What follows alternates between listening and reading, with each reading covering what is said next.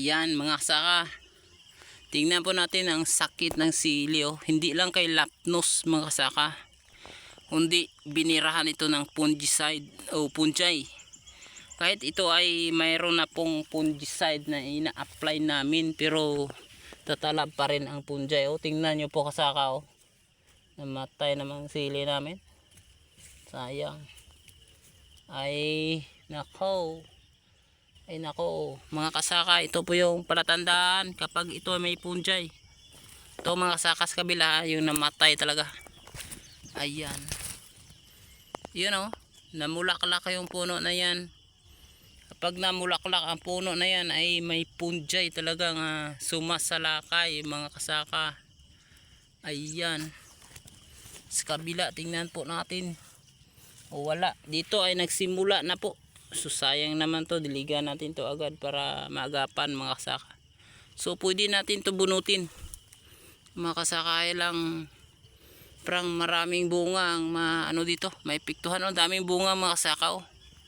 Yan, so magtilig ako mamaya dito ng fungicide like Pongo Pre muna.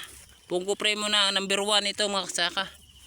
Ayan, so ang dami ng bunga sa ilalim mga kasaka. Kala nyo lang walang bunga yung sili namin. Ayan, so aray kahit maraming sakit, pero hindi naman masyadong ubusin talaga ng sakit mga kasaka, kundi maghihingi talaga yung sakit. Hihingi talaga ng ang partida o bahin ang sakit ng sili. Tulad ng labuyo namin doon sa kabila ay portang-porta talaga. Dito pala sa kaduhang luwang. Yun kita natin, kitang-kita naman talaga natin. Kasi ilalim, mutik-tik sa bunga mga kasaka. Ayun yun mga kasaka, dati naming bunga ng sili. Ayan, ang dami mga kaparmer. Yan, God bless you. Ayan, kailangan natin diligan yan kahit konti lang, kasi idadamay niya ang kadikit niya ang bunga. So by the way, I have a controlling the disease of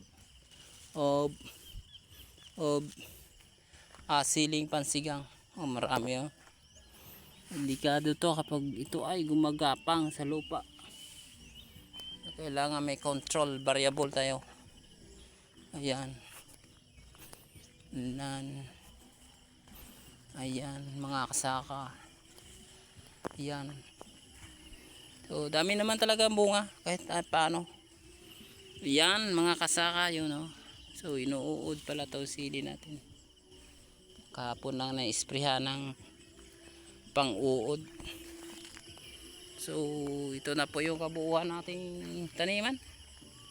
Saka pupunta tayo sa ating tanim na tomato 1. Yan, mayroon pala tayong tomato 1. Yes mga saka, mayroon tayong tomato 1, tomato 2. Mayroon talaga. Ito yung barracks namin mga saka. Medyo improvement na po yan. Pwede na silungan, pwede na matulugan. Ayan, ito sa part natin ng may aso pala dyan. Ano ba yung aso na yan? Yung aso yan.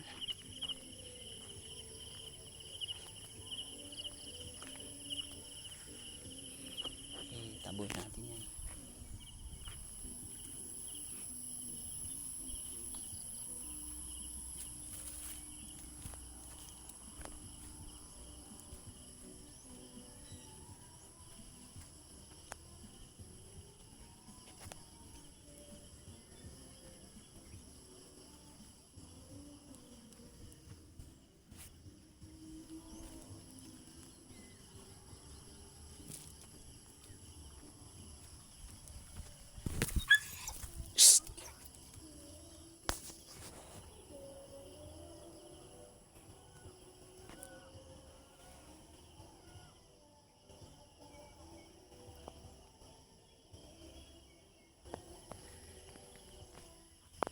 yung bago natin sili